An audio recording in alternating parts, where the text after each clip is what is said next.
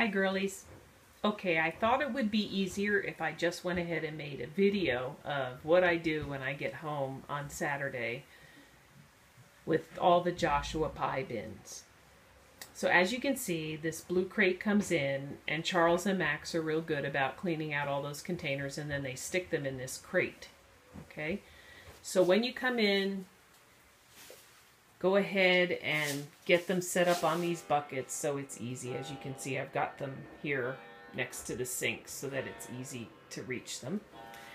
And we'll use the 3-sink process like we use at Bakehouse and also Joshua's Pie. So your first sink will be your wash, your second sink will be your rinse, and your third sink will be for sanitizing. I use hot water in all 3 sinks. And for the sanitizing sink, I use 1 bleach tablet.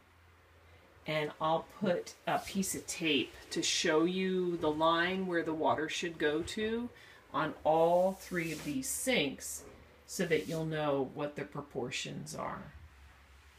You'll also test the sanitation sink with the same test tabs that we use at the market, and they're up in this little blue cup up here.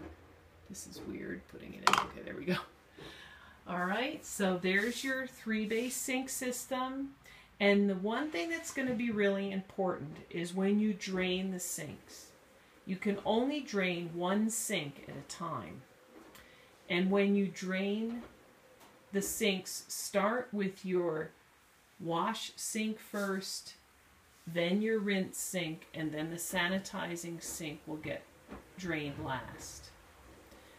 When you start to drain the first sink, you don't want to just pull the stopper out and let it drain. The problem with it is that it will back up and it will come out of this open plumbing, which is the stupidest thing the Board of Health has ever made us do.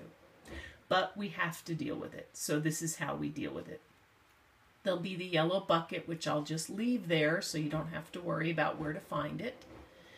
And as you drain the sink, you want to go ahead and with the hand sink, which is right next to the wash sink, you're going to turn on the cold water just like that, okay? And what you'll notice is the cold water runs out, and when those suds start to bubble up through that opening, that cold water will actually break down the suds. Okay, so that's how we deal with that. Now, as you drain the sink, what you're going to need to do is, with your rubber glove on, you're going to go in there and you're just going to pull out the stopper. But you don't want to just pull it out and walk away because you'll end up with a mess. So just kind of lift it out and let it drain, and just keep your eye at the same time while it's draining. Just kind of lean over and keep an eye and make sure that the water and soaps don't bubble up over. Hence the reason we have the yellow bucket. So it's just so stupid, but this is how we have to do it, and this is how we solve the problem. I will leave these gloves out here, okay? So that's what you can use to wash with. After you get your pieces in the sanitizing sink, when you take them out, just kind of drip them off a little bit, shake them off a little bit, and then what you'll do is you'll start to stack them up just like I have them stacked here. And you let them drip dry. You do not have to dry them with a towel. Now, if you run out of room, then what you can do is just kind of stop midway, go do something else, let them drip dry. And you may need to use a towel just to kind of take off some of the damp spots that are left on there. And then you'll have more room to go ahead and put some more on there. Now, when these are all done and washed, what you can do is then wipe out this crate. Make sure there's no food particles or dirt or whatever. Just wipe it out with a damp rag. And put the clean ones stacked back in that crate. That's the best way to deal with that. As far as the aprons and the towels and all the wash items that we use, go ahead and just wash all the towels together, and those little those little white rags that we use to wipe off all the countertops and stuff, they can be washed also. And what I do is I use one of those little gel packs of soap, which I know you guys have seen down here. Down in this bin right here is the little soap. So throw one soap thing in there, and then go ahead and use one tablet of the bleach. And then for the whites only, the bleach tablet will go in here in the soap container, and then you'll use this setting, whitest whites. Okay? And that's for the whites only. For the red aprons, I just use one of those soapy gel packs, and I go ahead and I use, I set it on heavy duty, and then I make sure that it's on cold.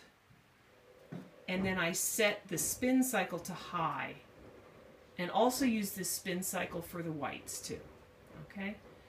But very important, on the red aprons, we use cold water and no bleach. Okay? And I air dry the aprons. I don't put them in the dryer. But the towels and those little wash rags, they can go in the dryer. So I think I've got everything. Let me just review. So when we come in, we got the dirty pieces here that are in the crate.